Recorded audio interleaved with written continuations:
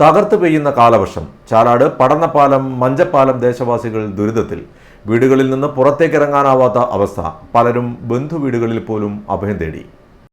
അതിരൂക്ഷമായ മഴയിലും വെള്ളക്കെട്ടിലും പെട്ട് കോർപ്പറേഷൻ പരിധിയിൽ നാശനഷ്ടം സംഭവിച്ച സ്ഥലങ്ങളും ആളുകളെയും കോർപ്പറേഷൻ മേയർ മുസ്ലിഹ് മഠത്തിലും സന്ദർശിച്ചിട്ടുണ്ട്. വെള്ളക്കെട്ടിൽ അകപ്പെട്ടു പോയവരെ ദുരിതാശ്വാസ ക്യാമ്പുകളിലേക്ക് മാറ്റി താമസിപ്പിച്ചു വരുന്നതായും മേയർ അറിയിച്ചു. കോർപ്പറേഷൻ എളയാവൂർ സോണലിലെ കിഴുത്തള്ളിയിലെ വെള്ളത്തിൽ ഒറ്റപ്പെട്ടുപോയ 6 കുടുംബങ്ങളെ എളയാവൂർ വെൽനസ് സെന്ററിലേക്കാണ് മാറ്റിയിട്ടുള്ളത്. വിത്തിലപ്പള്ളി ഡിവിഷനിൽ വെള്ളത്തിൽ കുടുങ്ങിയ 6 വീട്ടുകാരെ ഫയർഫോഴ്സിന്റെ സഹായത്തോടെ ഉരുവച്ചാൽ ഹിദായത്തുൽ ഇസ്ലാം മദ്രസയിലും മാറ്റിയിട്ടുണ്ട്.